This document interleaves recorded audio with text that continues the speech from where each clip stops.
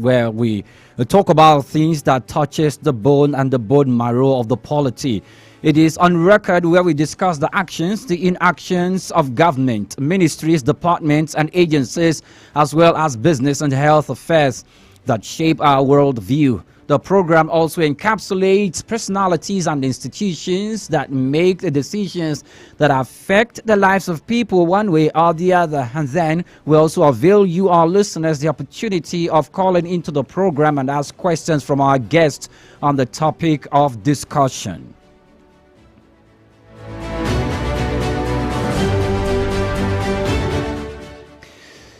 Today, or let me say, the evening of 28 March 2022 greeted Nigerians with reports of a train attack conveying about 970 passengers from Abuja to Kaduna. Armed terrorists blew up the tracks on the Abuja-Kaduna Railway before opening fire on the coaches. The attack, which occurred a few kilometers to Kaduna metropolis, left about 8 people killed, dozens injured, and about 168 kidnapped by the bandits. So, 1 year after, what is the security situation in Nigeria? Well, the Defense Headquarters on February 23, 2023 says troops of Operation World Punch have apprehended one of the masterminds of the 28 March 2022 terrorist attack on Abuja-Kaduna train service. The Director of Defense Media Operations, Musa Damadami, a Major General, made it known at the bi-weekly news briefing of the operations of the armed forces in the Federal Capital Territory. Mr. Damadami said the suspect was one of the 3 terrorists apprehended by the troops at Damba community in Chikun local government area of Kaduna State on the 14th of February. But this is not the last train attack we have seen since March 28, January 7, 2023. Another train attack which resulted in the kidnap of 20 passengers occurred at the Igueben train station in Edo State. The Edo State governor confirmed the arrest of 2 village chiefs in connection to the attack. What lessons have we learned so far? Well, that might sound like a rhetorical question, but today our focus is on insecurity and the strategies the government and the Nigerian military is deploying to combat the menace. Our guest is Darlington Momo Umaru, a security consultant well known for doing his job. He joins us via phone call this morning, but before we jump into the business of the day, let's go on a break. And when we return, our conversation commences with a security expert. To stay with us. On record. Every word matters.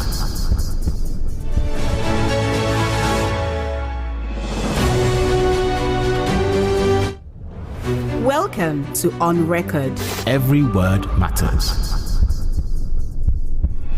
What I want to do is to take Nigeria from consumption to production. My name is Mr. Innocent Chuboma. I started by trading on motorcycle spare parts. They really ask, how much is the Nigerian life worth? Policing is everybody's business, not the business of the men on uniform alone. We will establish student loan 4 years course for the 4 years course. When you dispense, a pharmacist dispenses a drug to a patient, the name of the drug must be written on the envelope.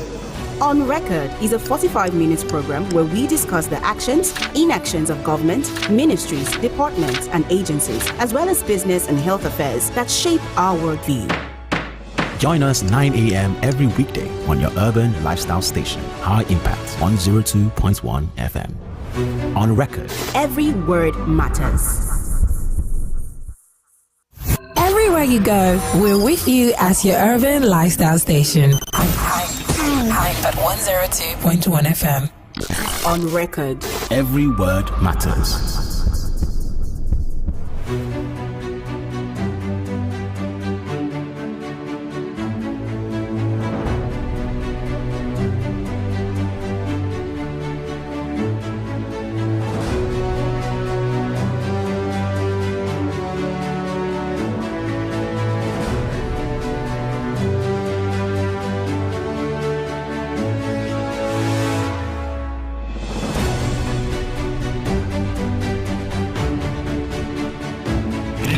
Looking for something away from the regular?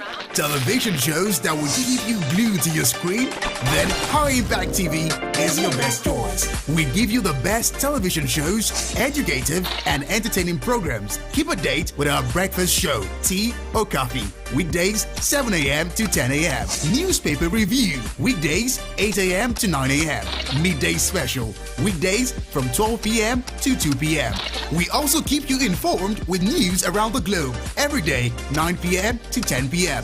Also, we have exciting shows like Babbles, Fashionista, SLR, Vibes, Young Boss, and much more for everyone only on High Impact Television. Catch up with us on Star Times Channel 145, High Impact TV, securing the future.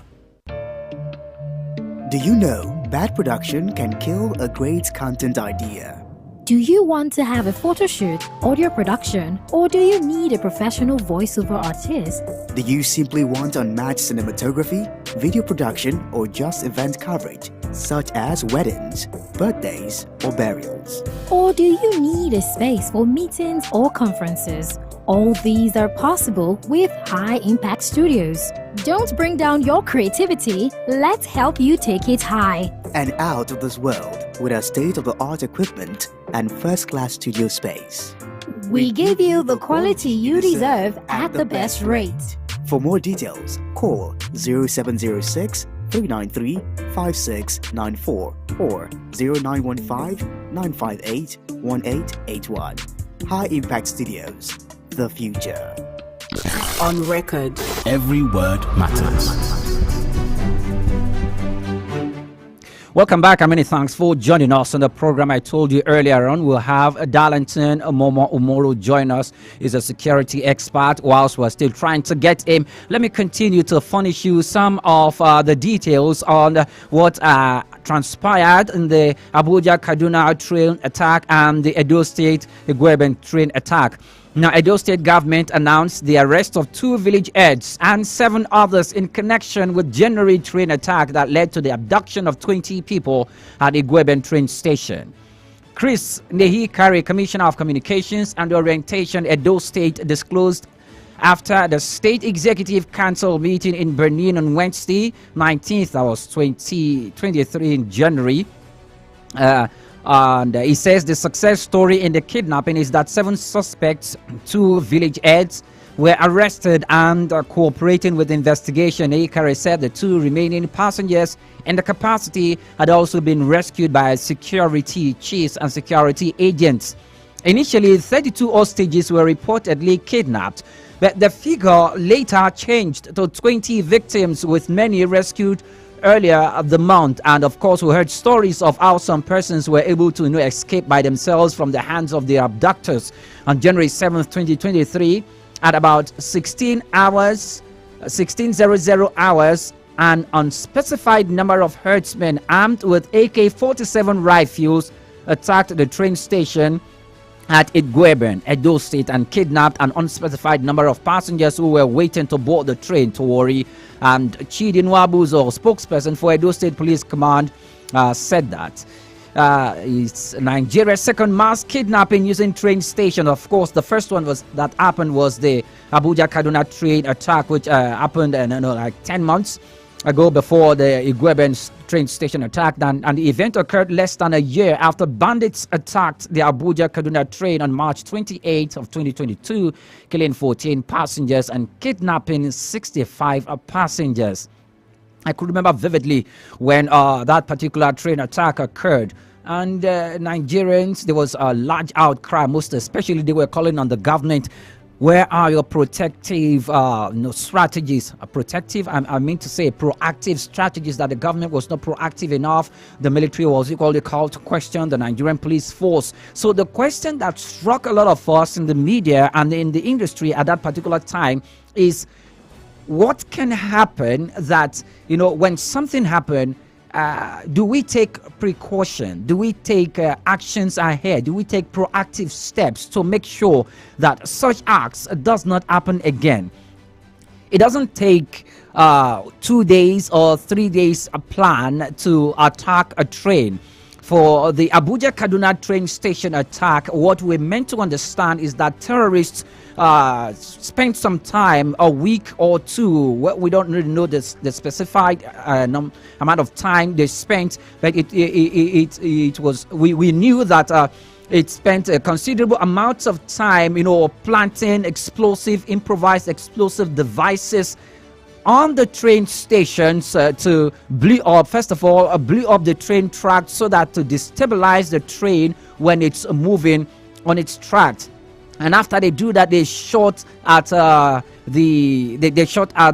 passengers on the train before herding them out of the train and conveying them to their unspecified location. Now we have our security expert who joins us via phone call this morning.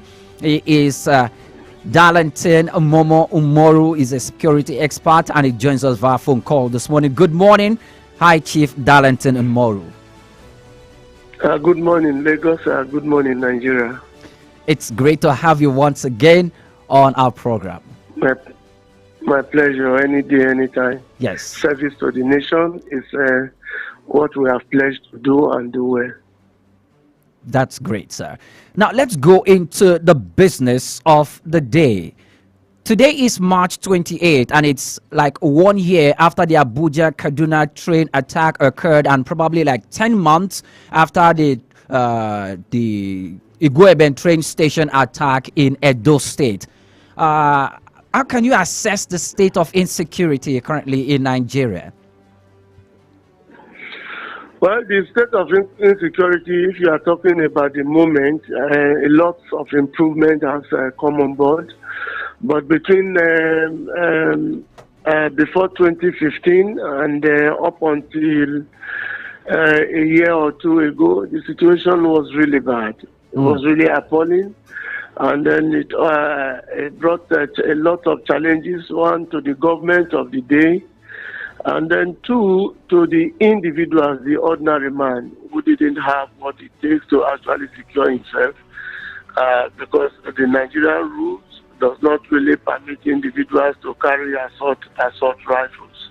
Aside from those who want firearms for gaming and for some security protection, there were limitations. But even so, it was limited to only a few who would have registered and got approval directly from the Office of the Inspector General of Police.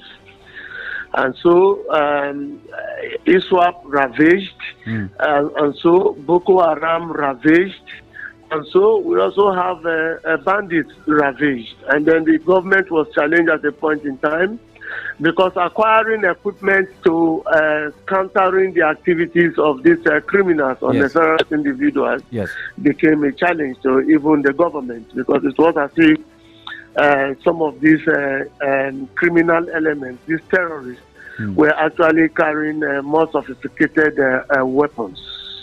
And so government, in its quest to conquer and challenge and overrun the activities of these terrorists, had to go purchasing some of these equipment, and some didn't come without conditionalities. Yes.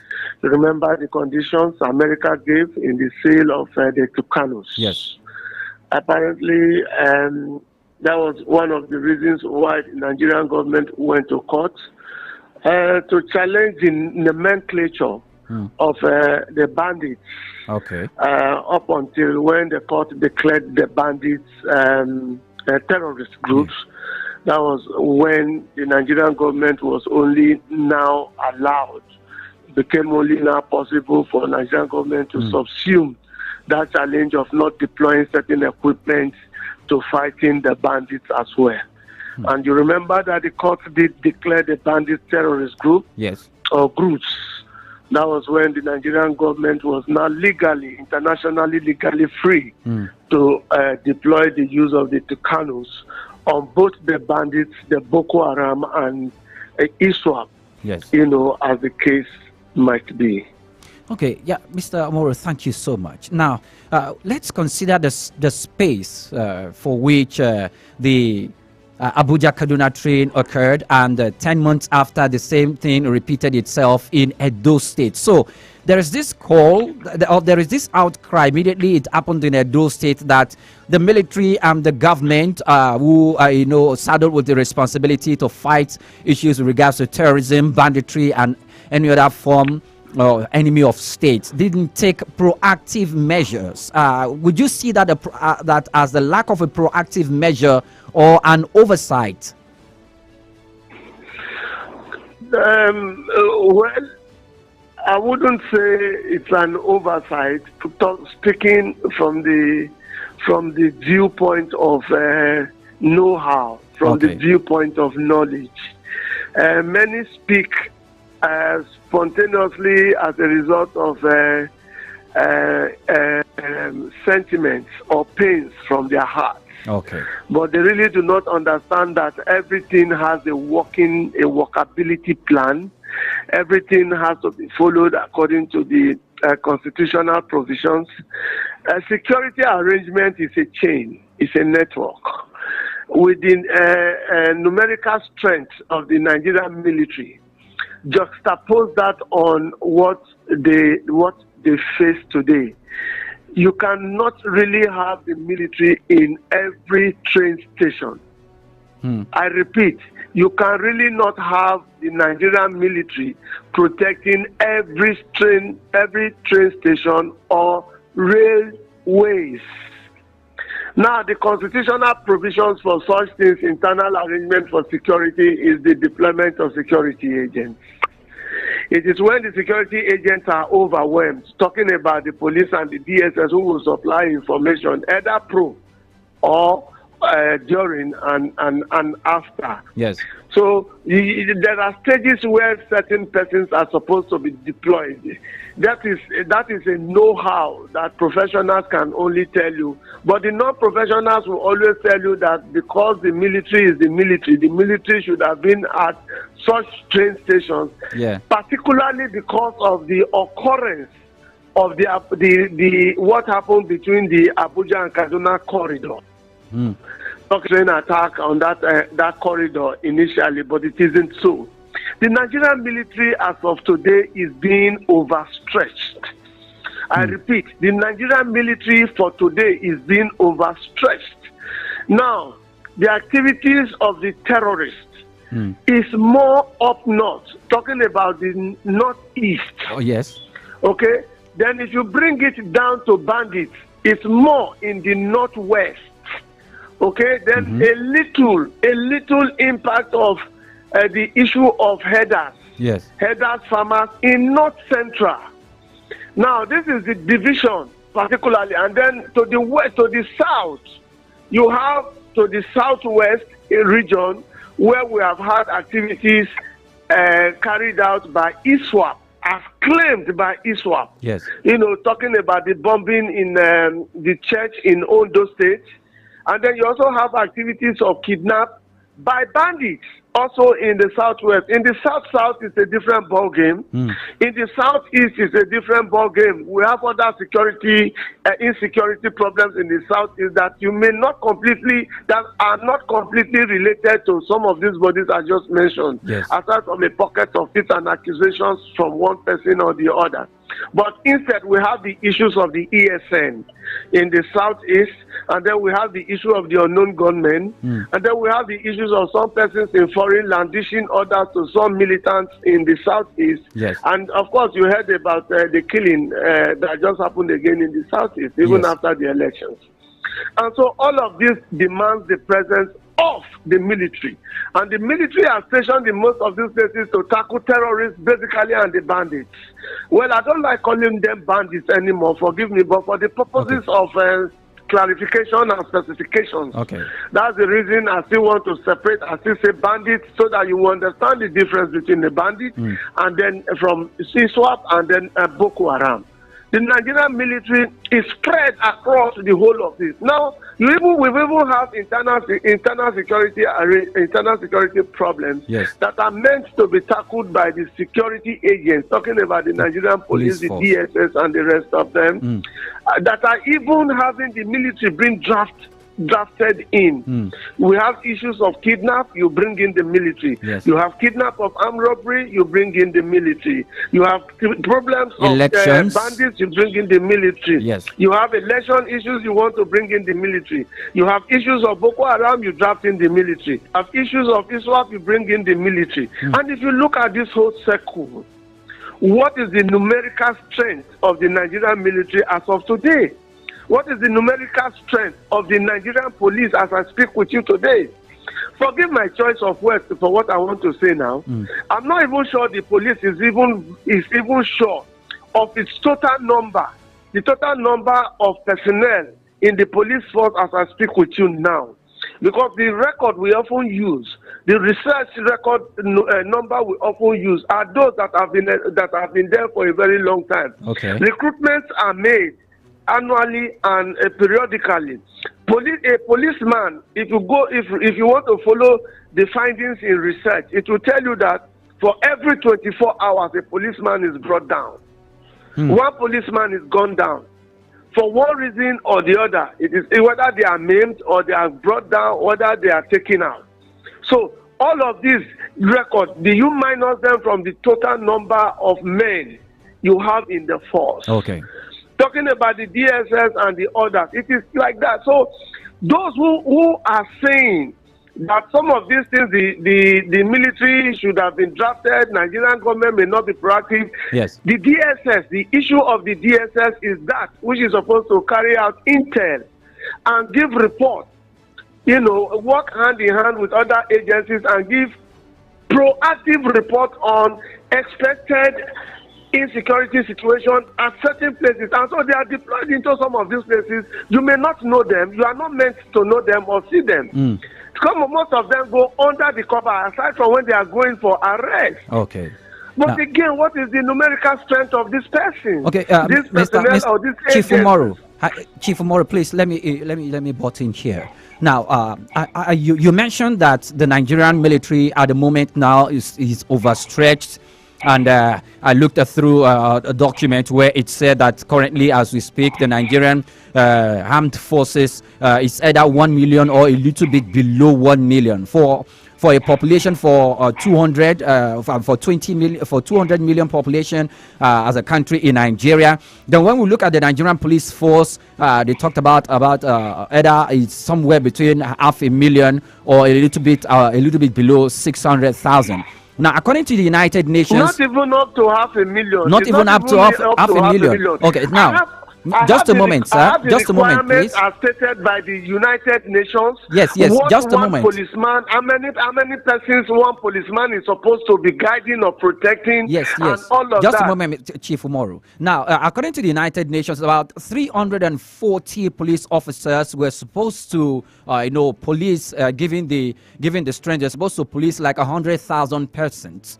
And even at that is questionable because 100,000 to 340, the disparity and the difference is so wide. So if we are looking at Nigeria's population and we are taking a look, making comparisons with our strength, the number of the numerical strength of the military that we are supposed to have in place and the numerical strength of the Nigerian police force that we should have in place to combat crime and any issues about enemies of state, what number would fit into that 200 million people? Well, you have said what you have defined the position of the the United Nations. Yes. Now, as answering that your question, what you ought to have done is to divide, do plus and minus with the figures given 340 or thereabouts to 100,000 for 200 million people. Now divide that by 200 million. The United Nations will not come and do employment for you yet. The United Nations only gave you what it thought it would be like, okay, to manage security problems. Don't forget that the issue of insecurity only started about a decade plus ago, okay, slightly, and Nigeria was not really prepared and faced with all of these issues of insecurity in the past. And I'm sure the authorities, as we speak now, they have improved because employment is currently and always going on, bringing men and women to these forces and the security agents to beef up security, because apparently the government of the day, I'm not sure they are oblivious of the fact of the threat insecurity and damage insecurity is done to Nigeria. Most Nigerians in certain places, I'm not talking about people like you who are in luxury, talking about the common man who are in certain places, they don't sleep with their two eyes closed anymore. Don't forget that because of the challenge the federal government had concerning the level of insecurity, the growth, the way the thing was going, Mr. President, talking about Buhari now, His Excellency, gave a marching order to the Nigerian military and said for December, I gave them a deadline for December to say that the whole lot of this issue of insecurity is either expunged or is brought to minimal level. My friend, we have monitored since when Mr. President made that pronouncement and gave the marching order to the Nigerian military. And now, between that time and December, we saw a lot more improvement. I'll give you one of the instances. How many times in a week do you hear of attacks of the terrorists on the Nigerian, unleashing terror on the Nigerian population anymore? Okay. As against what it were before Mr. President make that pronouncement. But Mr. Omoru, do we need Mr. President? Sorry, Mr. Omoru, do we need? Hang on. How many of kidnapping do we receive? How many of the activities of the bandits do we hear on daily basis? Again, as against what it was before, where even everybody in the country was scared. Now hit me with your question. Do we need Mr. President to give a marching order before we have these issues doused down, when we have these military personnel and commanders in place? Do you want me to answer you sincerely? Yes, please. Mr. President is the Chief Security Officer of Nigeria. Do you agree? Yes, of course. That's what the Constitution said, and that I agree. It's great. If that's what the Constitution says, the men deployed to the field, I told you now, I said the military is already overstretched. The constitutional provision for the duties and responsibility of the military is clear. Yes. Do you restrict the military to only what the Constitution provided as we speak today?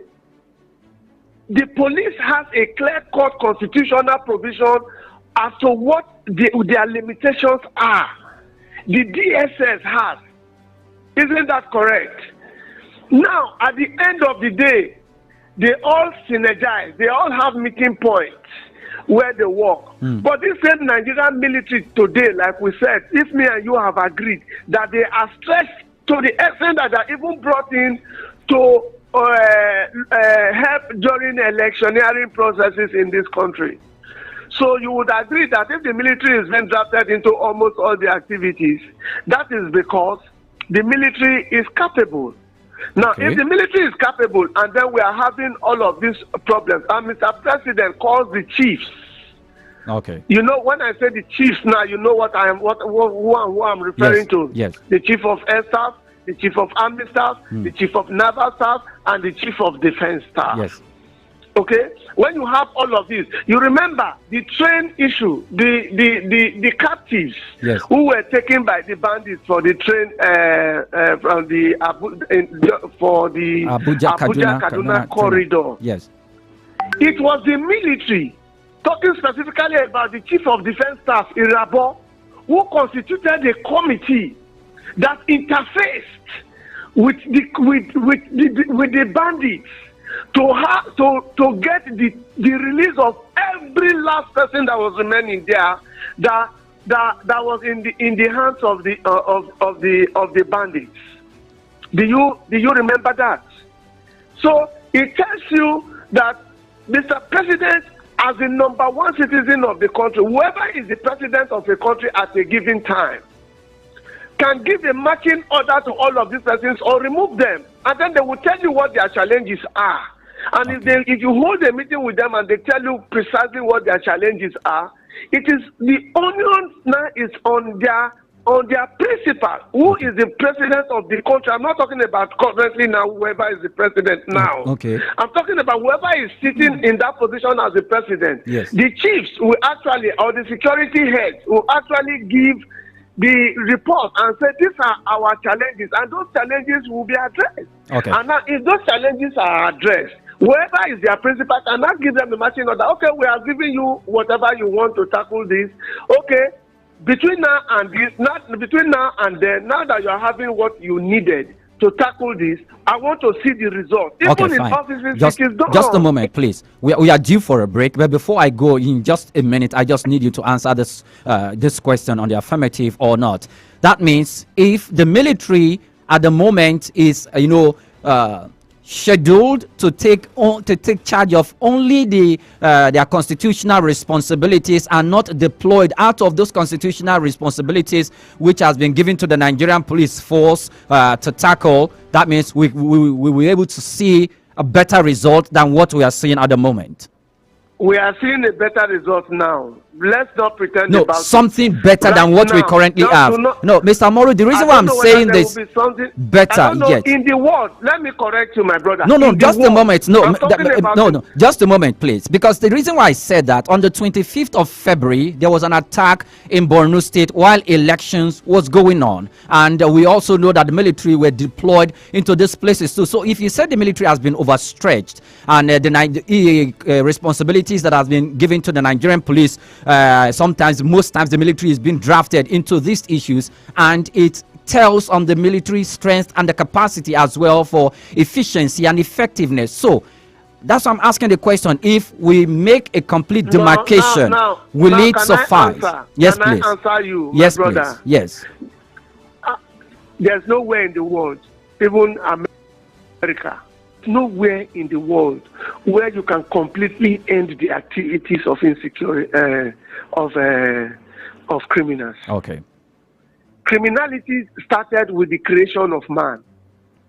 There's nowhere, no matter how sophisticated your country is, not even in the United States. Was it last week we heard about last week. Did you not hear about the shootings in America? Shootings in Tennessee, yes. School shootings in Tennessee. Yes, did you not hear it?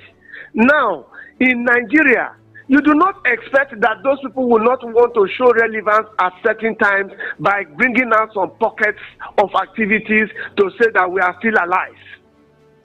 If you told yourself that no matter how good your military could be, that you can completely end the activity of insecurity in Nigeria, you have told yourself a lie. You are merely deceiving yourself. There's nowhere in the world. Name one country for me, and I will give you a current instance of a problem of insecurity. Iceland. The military right now, they have improved. I said that earlier.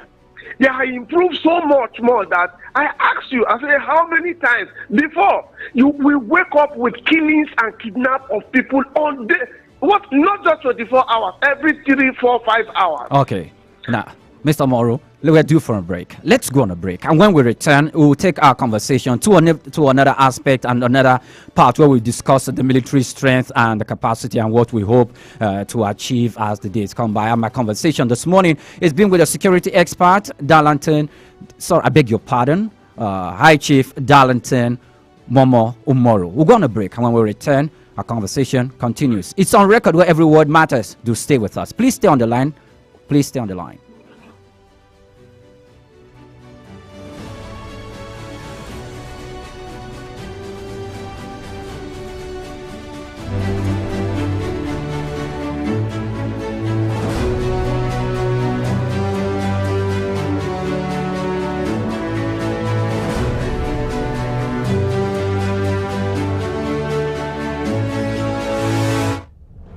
Welcome to On Record. Every word matters. What I want to do is is to take Nigeria from consumption to production. My name is Mr. Innocent Chuguma. I started by trading on motorcycle spare parts. They really ask, how much is the Nigerian life worth? Policing is everybody's business, not the business of the men on uniform alone. We will establish student loan 4 years course. Must be 4 years course. When you dispense, a pharmacist dispenses a drug to a patient, the name of the drug must be written on the envelope. On Record is a 45 minutes program where we discuss the actions, inactions of government, ministries, departments, and agencies, as well as business and health affairs that shape our worldview.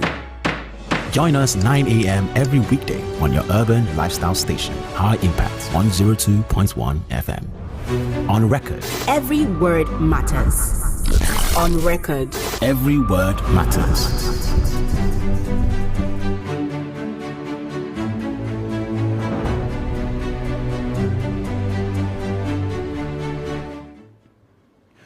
Welcome back, and many thanks for joining us on the program. It's On Record, where every word matters. We are looking at the issue of insecurity and how the government is combating the menace of insecurity in Nigeria. My conversation this morning is with High Chief Darlington Momo Umoru. He's a security expert. Welcome once again to On Record, Chief Darlington.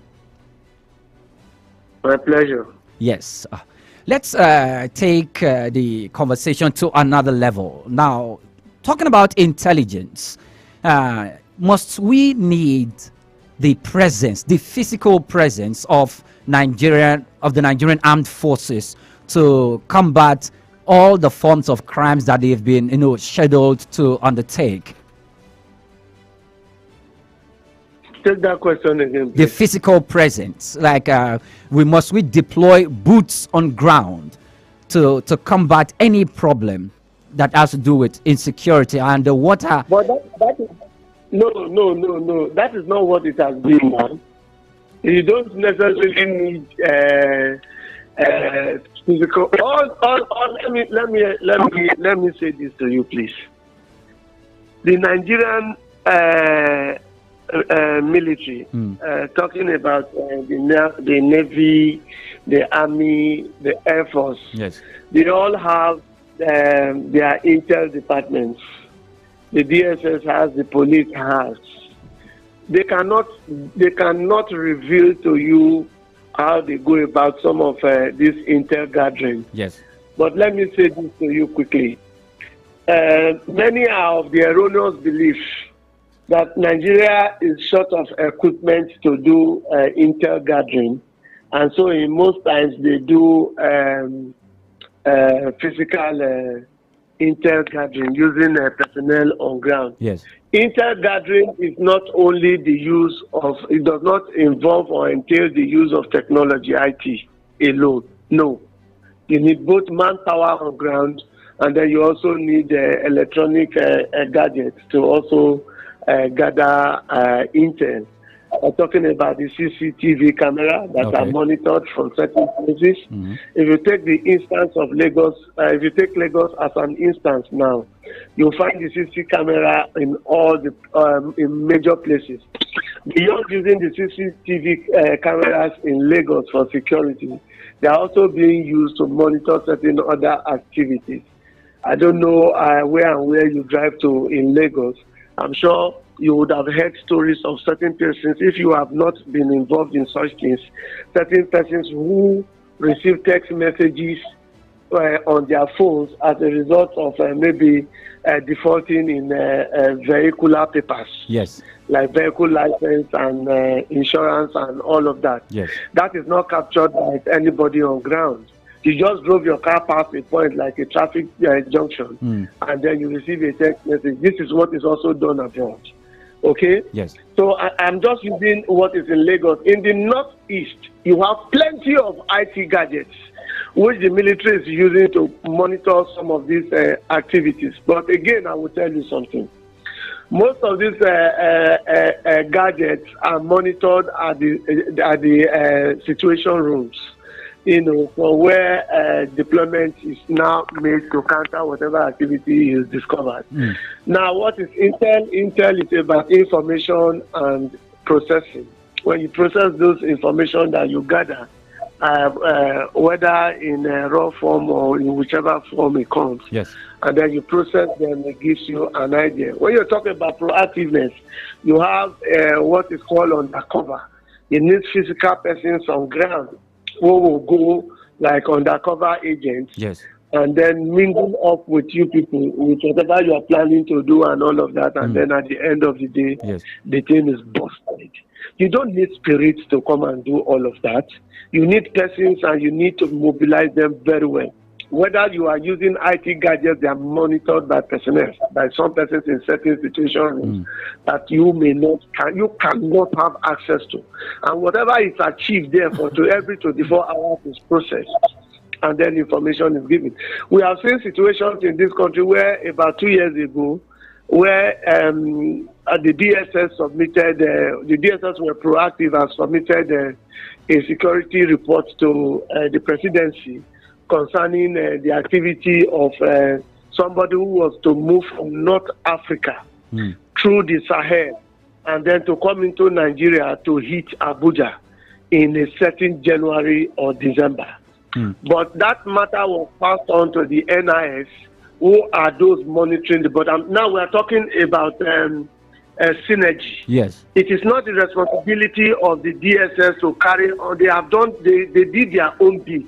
Now the thing was handed over to the next people who were meant to do their own bit before it would get to another people. Okay. Even so, all the security agents had been alerted, and then they've been given proper information. The matter was now handed over to the NIS, who mans the movement of persons in and out at the borders, both land borders and the air and sea borders. Yes. And so details of this man, his movement, the color of the vehicle, the number plate, the number of persons is expected to pick at certain points before getting to the Nigerian border and coming in here were submitted to the NIS, including the man's name, including the passport, international passport the man was carrying. He was carrying different international passports. But the thing was butchered, it leaked to the press. And then by the time the press published it, the whole thing was butchered. Whether it was deliberate or whether it was an accident, nobody could tell. The point is, what I'm trying to tell you is that intel gathering has to do with physical manpower on ground and IT gadgets, which will also be monitored by personnel in the situation room. Okay. Now, Chief Umaru, I understand this, and I that is why most times the Nigerian police force, including the military, will be like, okay, this is what we want to do, but we cannot leak, we cannot give details of what we are going to do, even like you said at the beginning of the program. But that's security matter. Yes. But one so thing. You will not disrupt the process. Yes. One question even begs for answer. We saw the way the Abuja train kidnap happened. We saw the Gweben station happened, and the one that will not leave our memory anytime soon is what happened in Ondo State in Owo, where the church was besieged and over 40 people were killed. The question is, what do you think our security officers are not doing right to have missed the point where terrorists will sit down, plan for weeks about carrying out an act, and go ahead moving through states to another state within Nigeria, carry out that attack and disperse into thin air?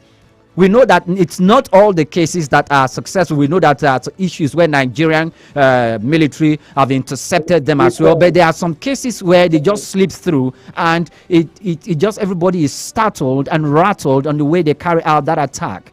What do you think the security agencies can do better in that case? It's all right, but first let me tell you this. The terrorists themselves, they have an intel department. Okay. Terrorists do not just sit and wake up in the morning and say, okay, let us go to point A or go to point B. They do their intel, they do their investigation, they draw up a plan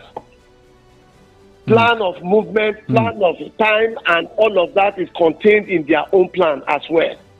They monitor the security situation in areas where they are going to hit. Take as an instance when they hit Kuje prisons. Okay? They had an idea of the number of men on ground, the military men on ground at each point. And so they flooded that with more numbers of people, and they know the kind of equipment some of these security men are carrying.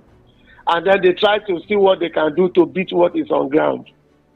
Do you understand that? Yes. It is the same thing in every part of the world.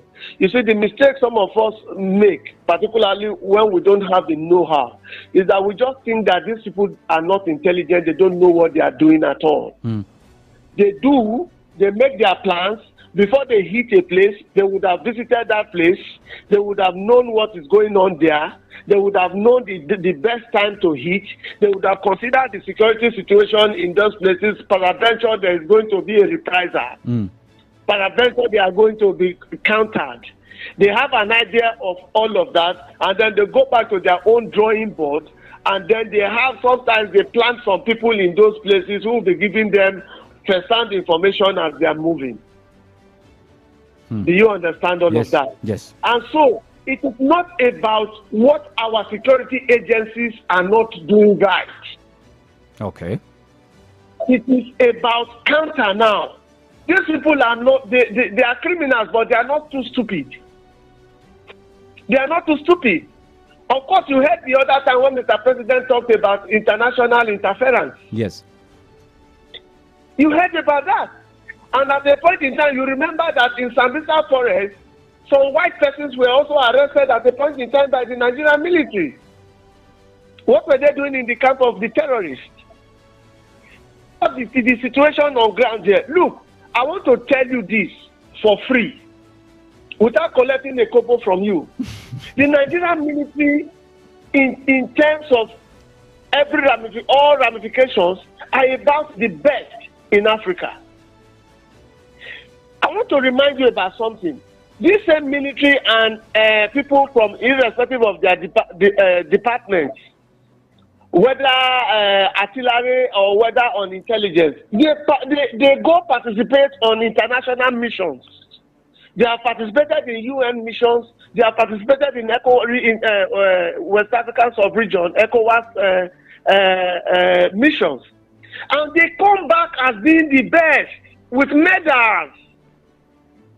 These are the same persons you moved from here to join in other people from other nations across the world. Perhaps, Chief Umaru, perhaps this is the reason why Nigerians expect more from them than one we currently see on ground. It is normal. You must expect more. To whom more is given, you expect much more from the person. It is normal because these are the persons the government of the day or the constitution provides for, that they should carry out this responsibility. But these same persons, I have often challenged some persons. If you think the Nigerian military is not doing well, go and stay outside 24 hours, day and night, no roof over your head. The best you will get is under a tree. Most times there's no under tree. For 24 hours, for 7 days and 30 days in a month. And they carry a weapon and then do the work these persons are doing. And see whether it is as cheap to say as we are talking. The Nigerian police is also about one of the best you have in Africa. Do you know that the Nigerian police trains policemen from some countries in Africa? Have you heard about that before? Are you aware that if the Nigerian police is after a mission, if they are in a mission and they are after a particular matter, they get to the bottom in no time. Okay. Same thing with the DSS. Okay, Mr. Moro. And so you see some of us talk from the comfort of our zones without giving consideration to the fact that these same people are people like you and I. Yes. Except that they have become professionals with certain trainings. Good. Do you know what these people suffer? Good. I'm glad you mentioned that about they've gone through the training which they've received from the best hands, and they've from judgment that we've got, and which you also confirm that they are the best hands for this job. And the expectations of Nigerians will not go down, will continue to remain high up there until probably the performance of both the military and the army, aligns with that confirmation. And I equally want to let you know, and the military out there, that Nigerians hold them in high esteem and in high regard. But however, the place that they expect more must not be displaced. Chief Umoru, I must, before I let you go, there's a particular question I'll need you to answer. Yesterday, the day before yesterday, the federal government, about 594 terrorists who has been reformed by the federal government's program of de-radicalization, rehabilitation and reintegration into the polity. Just took place. About 594 of them went through that course, and of course they apologized that they are sorry for what they did to Nigerians, the killings and all of that. Yes, we saw that. But quick, within the space of 3 minutes or 4, let's entertain that program, because these persons, do you think in that de-radicalization program, this terrorists, or would I say former terrorists or ex-convicts, were they made to understand the consequence and the of their actions? And if it's not just by giving their words to Nigerians that they are sorry, but that some people have been rendered fatherless, motherless, and have been rendered widows because of their acts. If they put this to mind, do you think some of them will go back just the way they will have allegations earlier that they've been going back to criminality after they are going through this course and experiencing the pardon from the government? You are absolutely correct. They have caused a lot of, some of these persons have caused a lot of damages to families. Breadwinners have been cut down. Future leaders have been cut down. Hopes have been destroyed. A lot of things have happened as a result of the nefarious activities of these terrorists, these criminals. Yes. Now, one of the things you would understand is that some of these terrorists did not become terrorists by virtue of their own volition. Some of them were conscripted. Some of them some of them became terrorists by virtue of having lost hope for tomorrow. Some of them had a lot of issues. Some of them were recruited and then they are being paid salaries against what they would have ordinarily wanted. Some of them go under the influence of the use of drugs. That is where drug has a problem. The fall of Libya did not also help the situation in Nigeria. The flow of weapons, equipment, down from the fall of their armories, their dumps, did not help the situation in Nigeria. Some of them, particularly in the north, where you have a set of children referred to as the Alumanjiris. Yes. What has the government done with these persons who roam the streets, who study in one Arabic school or the other, that are also maybe perhaps also being also suffer some of these things. Okay. And don't forget that some of these persons voluntarily surrendered to the Nigerian military. Okay. Some of them surrendered, haven't realized what they were doing. Some of them are looking for opportunities to escape from the main terrorists in the forest doing whatever they are doing.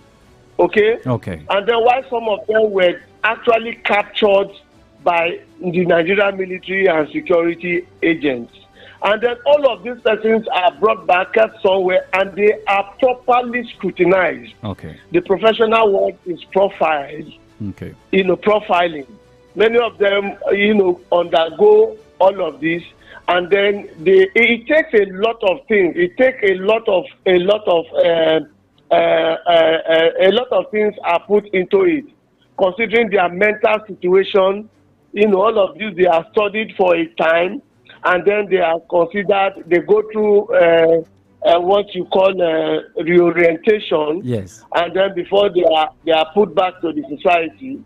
But let me tell you one thing: the government is not oblivious of the fact that some of them will go back, and so they do a thorough checkmating on all of them as they go back. They might not know, but their activities would have been monitored. I'll give you an instance. there was a man, I've forgotten his name, a terrorist in Zamfara State. Okay. That the governor of Zamfara gave amnesty to. Yes. He declared amnesty for some of them who said they were ready to come out and surrender. Yes. That man came out and surrendered, and he was given what he was supposed to be given ordinarily. Yes. But the government kept an eye on him, and eventually they discovered that he went back to the forest. That was not hidden.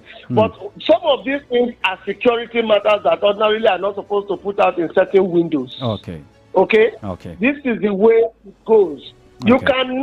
You may not, by virtue of the international considerations, okay, there are measures you use after all of this. I tell you, all the terrorists captured by America at a point in time were kept in Gautama Bay. Okay. Some of them were eventually used as exchange when the time came, when terrorists demanded, and when the American government, I give you the instance of a certain Sergeant Bo. 5 deadly terrorists were released from Gautama Bay in exchange for Sergeant Bo, just one military man from America. Okay. And that guy was not sent to America direct. He was taken somewhere for profiling. Okay. Chief Umoru, our time is up and fast spent, and I want to thank you so much for your time, for having a robust conversation with us this morning at High Impact 102.1 FM on the program On Record. Thank you so much, Chief Umoru. Time is not always our friend, but again, we cannot exhaust everything in 1 hour and in 1 day. That is why we will bring you up again. That is why we will come and bring you up again. As we progress, Nigerians need to be educated, and thank you for the good work you guys are doing. Yes. Your station is relatively new, but I think you are really hitting the waves. Thank you so much. And that's where we draw the curtain On Record, where every word matters. Thank you so much for your participation. My name is Oyim Priye Krumale. Until I come your way again tomorrow, do have a splendid day. If it's public opinion, expert